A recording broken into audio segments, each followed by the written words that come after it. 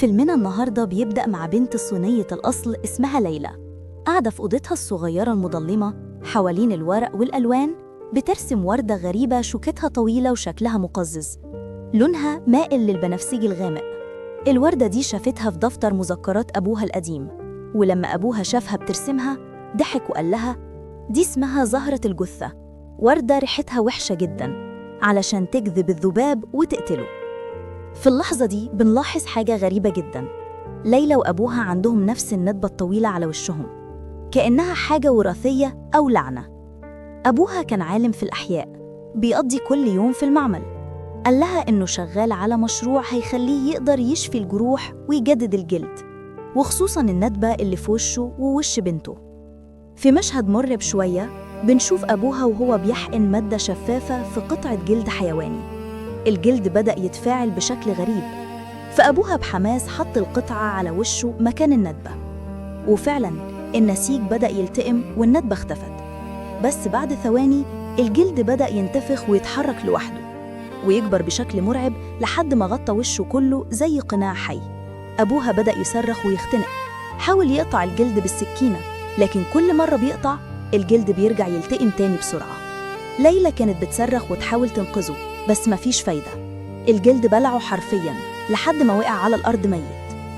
بعد سنين بنشوف إن ليلى كبرت وبقت شابة في آخر سنين المراهقة، عندها شغف بالعلم زي أبوها بالظبط، وبتحب الأبحاث والتجارب. جالها عرض منحة دراسية من جامعة كبيرة في نيوزيلندا، فقررت تسافر وتبدأ حياة جديدة وتكمل حلم أبوها اللي مات عشانه. أول ما وصلت هناك استقبلتها عمتها نوال، أخت أبوها، ستة طيبة بس حزينة. قالت لها إنها عايشة لوحدها مع بنتها رانيا بعد ما جوزها سابها. وأول لقاء بين ليلى ورانيا كان غريب. رانيا بنت جميلة جدا ومغرورة، شعرها ذهبي، لبسها أنيق، بس باين عليها إنها بتكره أصولها الصينية ومش بتحب تتكلم صيني خالص. نوال قالت لليلى وهي بتبتسم أنا متأكدة إن وجودك هنا هيفرق، يمكن ترجعي لبنتي جزء من أصلها. في أول ليلة ليلى بتجهز ضريح صغير لأبوها في ركن الأوضة، حطت صورته، شوية بخور وأكلة من نيوزيلندا كنوع من التقدير، وقعدت تهمس قدام الصورة بابا أنا هكمل اللي بدأته. تاني يوم راحت الجامعة، كانت تايهة وسألت راجل مشرد مشوه اسمه جمال عن الاتجاهات، ساعدها بابتسامة بسيطة رغم شكله المخيف، قالت له شكراً ومشيت وهي حاسة بحزن غريب عليه. في المحاضرة المدرس كان دكتور شاب اسمه خالد، وزع أوراق النتائج وقال الوحيدة اللي جابت 100% هي ليلى. كل القاعة سكتت، حتى بنت عمتها رانيا كانت قاعدة قدامه مش مصدقة. خالد قال إنه محتاج مساعدة في المعمل وطلب من المهتمين يقدموا. ليلى بتطلع دفتر أبوها القديم في المعمل وتقعد تراجع تجاربه، وفجأة الدكتور خالد يدخل ويسألها الدفتر ده بتاعك؟ قالت له بخجل بتاع بابا، كان عالم زيه. انبهر بيها وقال لها تحبي تبقي مساعدتي في البحث؟ وفعلا وافقت وهي فرحانة جدا. في نفس الوقت رانيا جابت أصحابها البيت، هالة وإناس، دخلوا أوضة ليلى واتصدموا لما شافوا صور حيوانات متقطعة وحشرات محفوظة في برطمانات. بدأوا يسخروا منها ويضحكوا على ضريح أبوها، وقالوا إن أبوها شكله كان مجنون زيها. رانيا قالت دي عندها نفس الندبة، عشان كده دايما مضطي وشها بشال. لما ليلى رجعت البيت لقيتهم بيتفرجوا على فيلم، حاولت تقعد معاهم لكنهم قاموا وسابوها لوحدها، حست إنها غريبة عن العالم كله. في الوقت ده دكتور خالد جاله إيميل من لجنة البحث العلمي بيقولوا له إن التمويل هيتسحب لو ما حققش إنجاز خلال أسبوعين، فبدأ يعصبها ويضغط على ليلى تشتغل معاه ليل ونهار.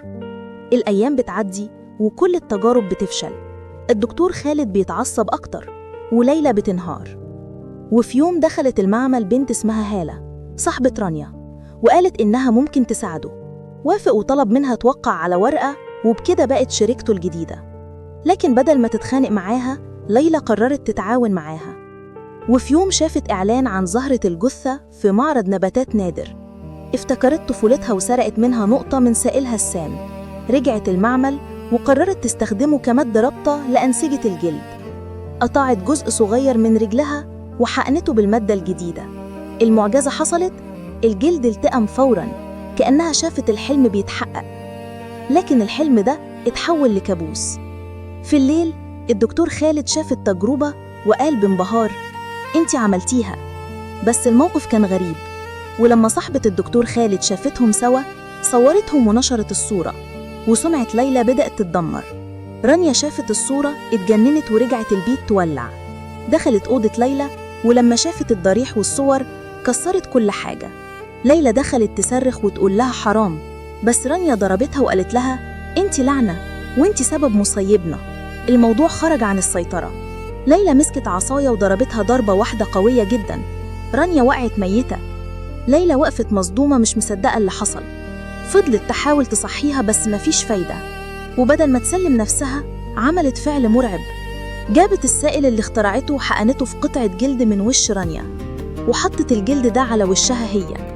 كانت تجربة مؤلمة جدا، لكن بعد فترة تحولت فعلا لرانيا. وشها بقى زيه، حتى صوتها شبهه. الندبة اختفت. العمة نوال رجعت البيت، شافت رانيا وافتكرت بنتها عايشة، واحتضنتها وهي مش عارفة إن جثة بنتها مدفونة تحت السرير. من اللحظة دي ليلى بدأت تعيش حياة رانيا. الكل صدق إنها بنت عمتها.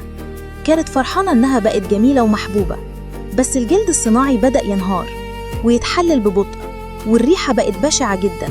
حاولت تصلحه، فدخلت معمل الدكتور خالد وسرقت منه المادة الأصلية، لكن خالد اكتشف السر وبدأ يدور وراها. في نفس الوقت ليلى بدأت تقتل كل اللي يشك فيها. قتلت هالة ولبست جلدها بعد ما حقنته بالمادة، واحدة ورا التانية لحد ما فقدت عقلها تماما. البوليس بدأ يحقق في اختفاء رانيا وجثة البنات اللي بدأت تطفو على سطح البركة ورا البيت. وفي النهاية لما الشرطة قربت منها حاولت تهرب. قابلت جمال المشرد تاني في محطة المترو، طلبت منه يخبيها، لكنه اتفزع من شكلها اللي بقى مشوه. وهي بتحاول تستخبي، الأنبوبة اللي فيها المادة اتكسرت والسائل نزل على ندبتها وعلى وش جمال. الاتنين بدأوا يتشنجوا ويصرخوا وجلودهم تلتحم في بعض بشكل مرعب. التحموا في كائن واحد، نصه منها ونصه منه، بسنان في وشه وأصابع خارجة من رقبته. بعد فترة بيتقال إن ليلى مفقودة ومتهمة بقتل 4 أشخاص، والناجي الوحيد الدكتور خالد في المستشفى في حالة حرجة جدا بعد ما شافته بتجرب عليه. وفي آخر مشهد بنشوف العمة نوال ماشية في الشارع لوحدها، تشوف ظل غريب تنادي عليه: ليلى. بس لما تقرب تلاقي قدامها كائن مشوه بيبتسم، نصه ليلى ونصه جمال، والابتسامة كلها دم. لو عجبك الملخص ده ما تنساش تشترك في القناة وتدوس لايك للفيديو، واستناني في فيلم جديد.